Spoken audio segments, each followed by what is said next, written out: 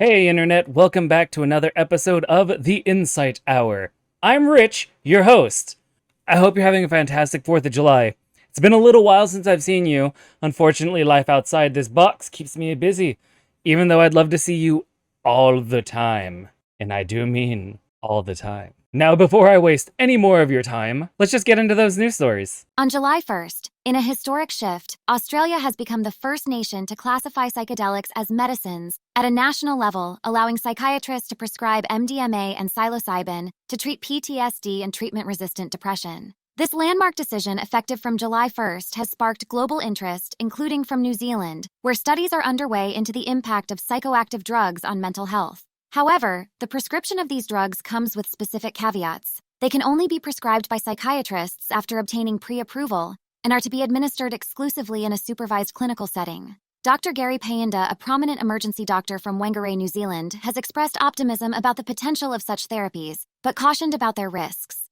Australia is opening the door to clinical use with the most minimal of record-keeping requirements, and no real clinical oversight, uniform guidelines, or supervisory authority, said Dr. Payinda, drawing parallels to the introduction of vaping and opioids. Meanwhile, New Zealand continues to uphold a criminalization and prohibition-focused drug policy, with psychedelic substances being considered high-risk drugs. Nevertheless, the potential benefits of psychedelics have prompted local researchers to investigate their application in the medical field. Researchers from the University of Otago, the University of Auckland, and Mana Health are currently probing the use of MDMA to assist cancer patients. The clinical trial combines MDMA with psychotherapy to treat depression and anxiety experienced by these patients. Professor Paul Glue of the University of Otago sees promise in this approach. Depression and anxiety are very common in people with advanced stage cancer and can really impact on the quality of life. This could be a really useful way to help people who don't have a lot of time, said Glue. Dr. Lisa Reynolds from the University of Auckland hopes the study will lead to a new treatment for advanced stage cancer patients in New Zealand within a few years. This is really meaningful work because it has potential to support people in what can sometimes be a really difficult time of their life, she says. With these trials underway and Australia's recent policy change, the role of psychedelics in therapeutic contexts could be entering a new era. However, experts underline the need for proper regulation and oversight to avoid potential misuse. Now, before you start imagining Australians partying in the outback with prescription ecstasy, these drugs can only be prescribed by psychiatrists with pre-approval, and patients can only access the drug in a supervised clinic setting, such as during therapy. Meanwhile, New Zealand is also studying the potential benefits for these substances. Researchers are investigating whether MDMA can help cancer patients. A new trial aims to help terminal cancer patients struggling with depressive thoughts and emotions by combining MDMA with psychotherapy. However, not everyone is on board the psychedelic train. Emergency Dr. Gary Payinda expressed concerns about the minimal record-keeping requirements and lack of clinical oversight in Australia. He also warned that the potential for private clinics to prioritize profits over patients, and let's be honest, when has prioritizing profits over patients ever led to any problems?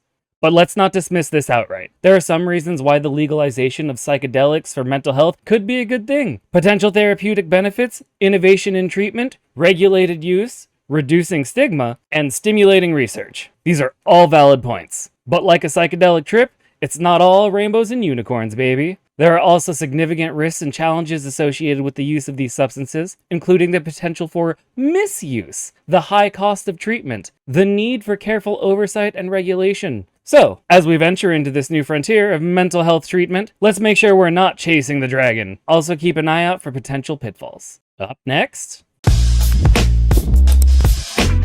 On July 1st, popular adult content platform Pornhub has made the decision to block access for users in Virginia, responding to a new state law enforcing stringent age verification for websites hosting pornographic content. This comes as the latest development in an ongoing debate surrounding online content access and user safety. Enforced from July 1st, the Virginia law necessitates that all adult content websites operating in the state confirm their users are over 18 years old. The law was introduced by Republican State Senator William M. Stanley Jr. and received widespread approval in the Virginia General Assembly. Pornhub expressed its commitment to user safety in a message to its users, stating it believes in identifying users by their device and allowing access to age-restricted materials based on this identification. However, in order to adhere to the new law, Pornhub would need to impose stringent measures like requiring users to submit digital copies of their identification or undergo facial scans for age verification, a move it is currently reluctant to make. While a spokesperson for Governor Glenn Youngkin affirmed his commitment to protecting Virginia's children from harmful internet content, the law is not without opposition.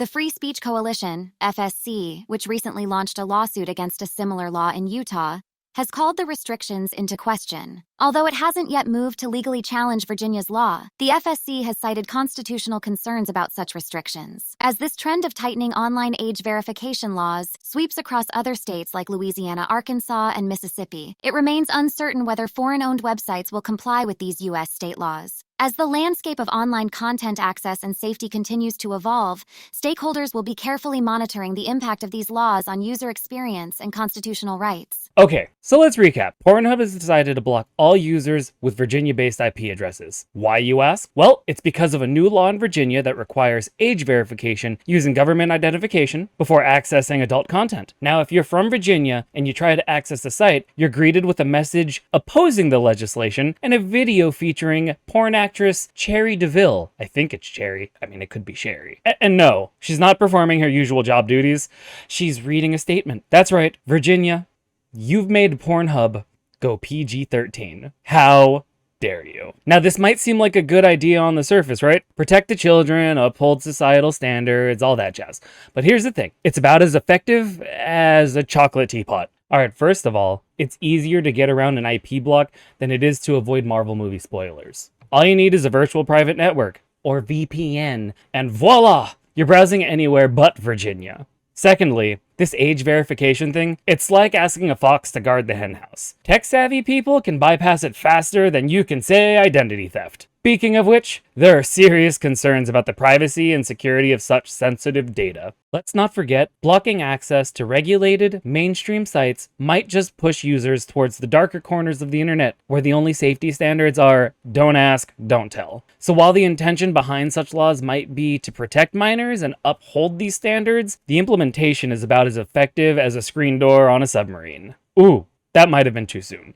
Sorry. It's important to consider the potential unintended consequences and how easy it is for somebody to get around all the blocks. In conclusion, Virginia, not only have you made Pornhub go PG-13, you've also created a situation that's more tangled than a pair of earbuds in your pocket, baby. Thank God we live wireless. On June 27th, the Small Business Administration's Office of Inspector General estimated that a significant portion of the COVID-19 relief funds were paid to potentially fraudulent actors. The SBA disbursed about $1.2 trillion in COVID-19 Economic Injury Disaster Loan, EIDL, and Paycheck Protection Program funds during the pandemic. The OIG found that at least 17% of all COVID-19 EIDL and PPP funds, which includes over $136 billion in EIDLs and $64 billion in PPP funds, were dispersed to potentially fraudulent actors. The OIG identified multiple schemes that criminals used to steal taxpayer funds, with some using the money to purchase luxury items. The OIG attributed the high level of fraud to the lack of strong internal controls for approving and dispersing program funds, and the rush to swiftly disperse COVID-19 EIDL and PPP funds to businesses in response to the pandemic. However, the SBA disagreed with the OIG's projected fraud total of $200 billion, stating that the total likely fraud in SBA pandemic relief programs is estimated at $36 billion. Okay, so according to a report from the Small Business Admissions Office, or as I like to put it, the Fun Police, a staggering 17% of all COVID-19 relief funds were potentially paid to fraudulent actors. That's right, folks. While you were baking sourdough and learning TikTok dances, some people were busy defrauding the government for over $200 billion. And what did they spend it on? Luxury homes, gold coins, diamonds, designer handbags. It's like Robin Hood stole from the rich and kept it for himself. Now, the SBA, in a move that's about as surprising as a pigeon in New York City, has disagreed with these estimates, claiming the total fraud is closer to $36 billion. Because, 36 billion is such a small number, right? It's like saying, I didn't eat the whole cake, I just ate 3/4 of it. So you might be asking, how did this happen? Well, it turns out when you're in a rush to disperse trillions of dollars, you might skip a few steps in the old checking process. It's like trying to build IKEA furniture while drunk. You're gonna end up with a few extra pieces and a lopsided bookshelf. The ease of obtaining these loans was primarily due to the urgent need to provide relief to businesses affected by the pandemic. The government, in its infinite wisdom, decided to prioritize speed over security. While that's great when you're ordering a pizza, it's not so great when you're trying to prevent billions of dollars from falling into the wrong hands. Alice, what is last up on the docket today? Last week, 2 videos began making rounds on the internet, one dating November 5th, 2020, and the other taking place last week. In a rare and terrifying pair of extraordinary encounters, kayakers have come face-to-face and mouth-to-face with humpback whales across the globe.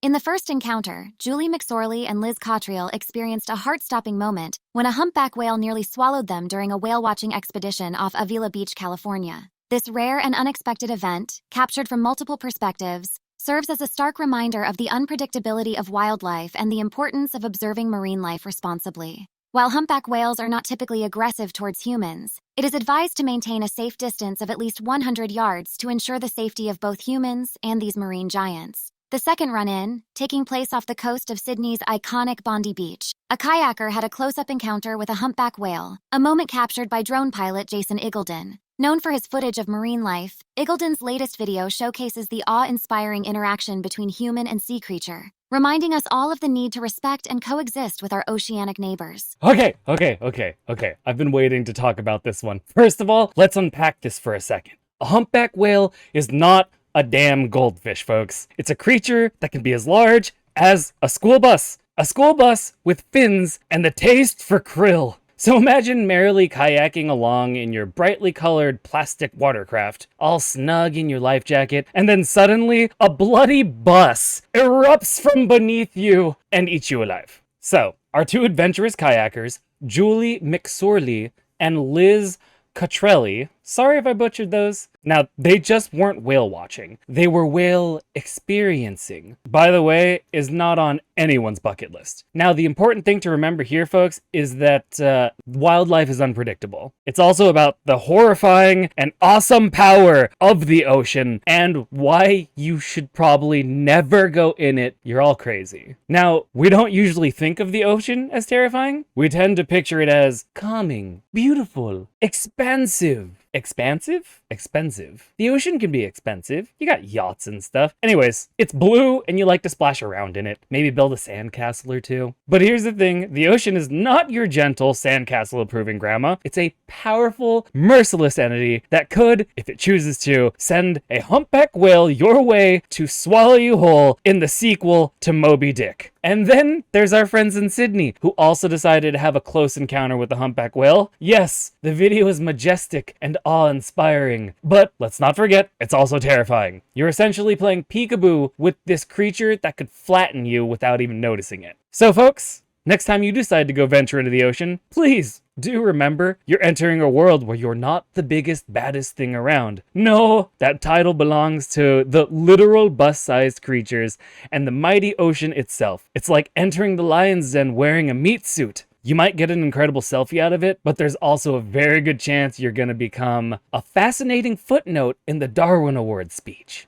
And that wraps it up for today's episode. Thanks for stopping by and spending a little bit of time with us.